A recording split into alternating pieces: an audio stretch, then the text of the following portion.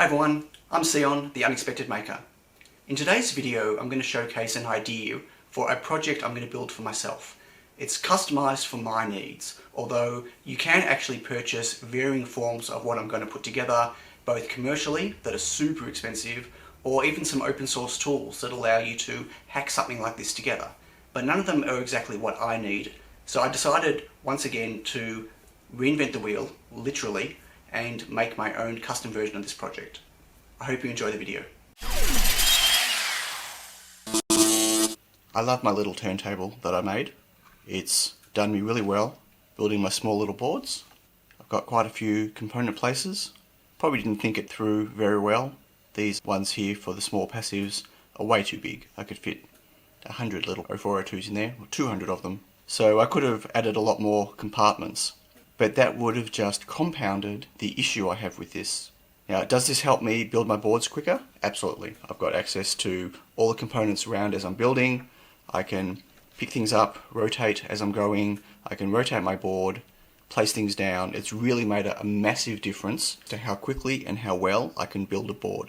But there's a couple of inherent problems with this. The first one is it's not a permanent storage solution, so I can't leave components on here, which means I can only ever pull out the components I need for the particular job I'm working on, and loading this up with components takes time.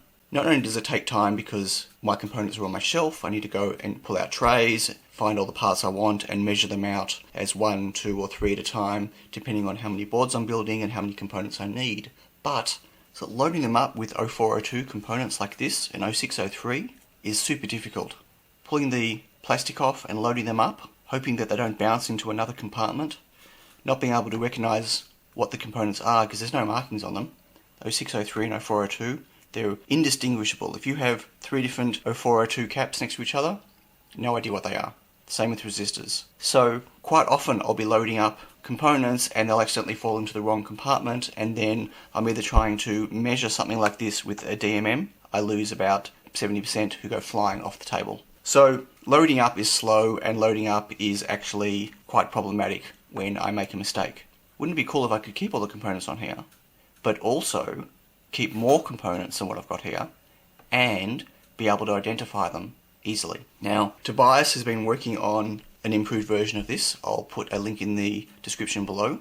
He has a version that has deeper holes and a cover on it that you can store it and pull it aside. But that wasn't good enough for me. I wanted to go not 1 step further, but 100 steps further. I wanted the flexibility of being able to rotate and build.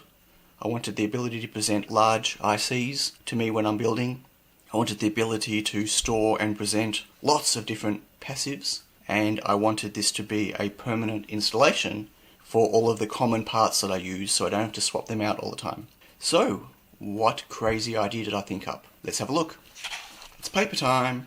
I'm not going to show you a finished product today because I haven't built it yet. I'm still building. I'm still experimenting. This is proving to be a very challenging project for me, from a mechanical side and from a design side.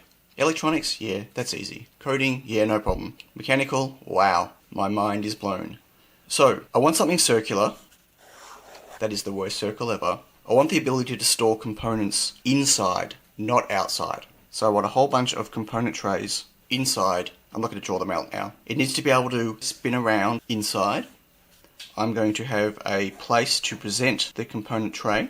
So as they spin around on the inside, it'll show me one component tray at a time. So this could be 04, 02, 0.1 microfarad caps. This could be 06, 03, 10 microfarad caps, etc, etc. When I want the 06, 03, 10 microfarad caps, it rotates, presents it here. The only one that it shows me is that one. The rest are covered. What a cool idea. And then on top could be my usual rotating top that I can control, that I can position my boards, and positions for larger ICs. Because I don't need to store large ICs inside here, they're easy to identify. If I'm making 4 tiny Pico boards, I need 4 ICs, but I might need 70 passives. So 70 passives that take a long time to load up, and then the issue of mixing them by accident. So I thought, okay, cool. So I could make a manual dispenser of components, where I could rotate the bottom to get the inside to rotate, and I could rotate the top to do my board placement. It'd be fairly thick, obviously, because it needs to hold components inside. It needs to be able to rotate from the inside and also be able to rotate from the top. Bit chunky, but I could live with that. But that's not enough. I mean, why would we stop here, right? So then I thought to myself, well, what if we got an ESP32, a stepper motor driver, a TFT screen, stepper motor, an IR sensor, some bearings, and some belts. What could we build?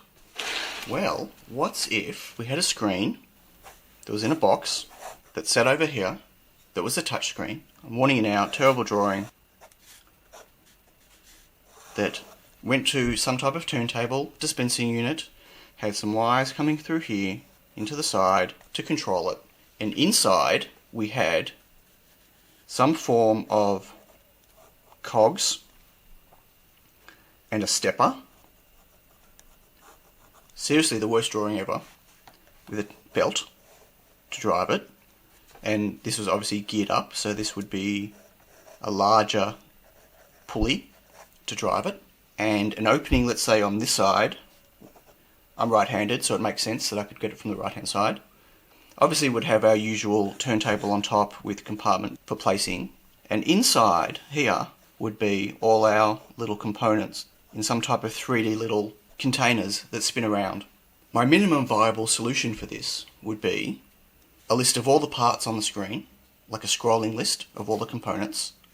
And let's say I need my 0603 10 microfarad caps. I scroll the screen till I find it, I click on it, and it rotates the compartments and presents me with my 0603 10 microfarad caps. I can take some out with my tweezers and place them on the board. Then I can go to my next part, click a button, it rotates till it finds the correct position, take the part out, put it on. That's my minimum viable solution to this, but I don't really want to stop there.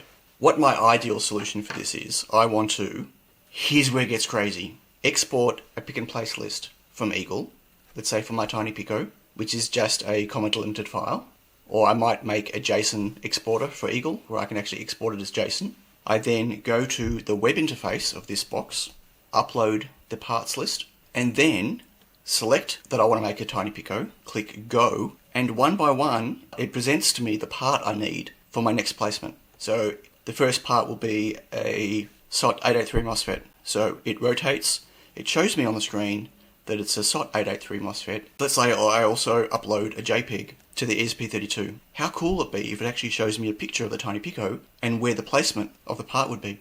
So on the screen would be, assuming I can fit the whole board in, maybe I can't, maybe I do a zoom in, but let's say the Tiny Pico, and there's a little MOSFET there, so it maybe draws a circle around those pads, and it presents me the MOSFET. And I take one out, and I put it on, and then I click Next, and it presents the next part to me. It goes down, it says 3 times 0.1 microfarad 0402 caps, and it marks one there, and one there. That's actually not where they are, that's fine. And it rotates around and presents me that, and I place all 3, and I click Next. And what if I could store multiple boards and build pick and place files on here, just using the local flash? What if I could also have a part system? I could tell it to load up that in position 0 is this part, position 1 is this part. So I can pre-configure where all the different parts are, and it just needs to know which angle the stepper needs to be to present that particular part. You might have seen on my last stream, I bought a whole bunch of RFID and NFC tags and equipment. Well, I don't think I'm going to get this working for my first revision, but the ideal would be that every one of these components is removable and it has an NFC tag at the bottom of it. And then I could just load up a parts container, hit load components, and it could rotate one at a time, go to each position, work out which part has changed by reading the NFC tags, and load up my particular parts for me. So I could swap out 1 or 10 or all of these components with new components and have it auto-load.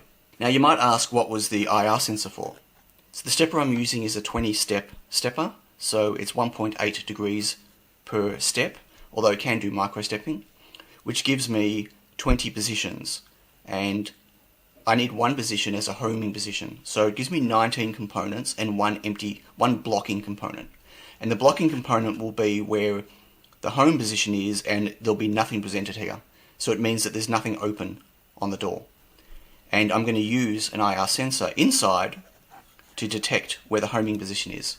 So at any time if the stepper gets out of whack or anything else, I can home it, or the system can automatically home itself. Maybe every time it boots, it homes itself, or every time the project ends, it homes itself. It finds the zero position with the IR sensor, and that's how it closes itself. So all the components will be protected inside.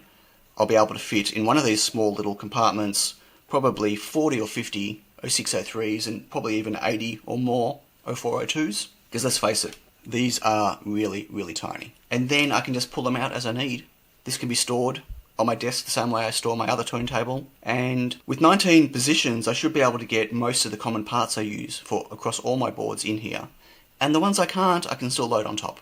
Maybe a next step from revision 1 will be a bigger unit that has, let's say, a stepper that can do 0.8 degrees stepping, which means I could potentially get twice as many. Or maybe what I could do is, if I build a bigger unit, I can get a much bigger geared up pulley in the middle and get more compartments in. I don't know. I'm currently designing this. I'm currently 3D printing a whole lot of prototype pieces. And until I have a revision 1 prototype working, I don't know if it's going to work or not. I don't know how fast the stepper is going to move. I don't know if I'm going to lose components inside because the stepper vibrates as it rotates.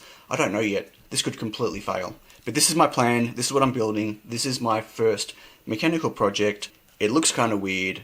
I'm already building pulleys with my 3D printer because I just can't seem to source locally any pulleys that I need. I'm ripping belts out from my very first 3D printer. There's a pretty bad printer, but it's full of spare parts. And now you can see why I needed such a flat stepper. Because if I was going to use a normal size stepper, you could see very quickly that this unit would be huge. That would make it very hard to work on. I need it to be as low as possible. Now I can't get it as low as this. That's pretty thin. That's about as thin as I could get this system. Just because of the thickness of the bearing and having enough thickness of the 3D print that it's sturdy and stable. I'm going to need quite a lot of height. This is the minimum viable height I need just for the first belt.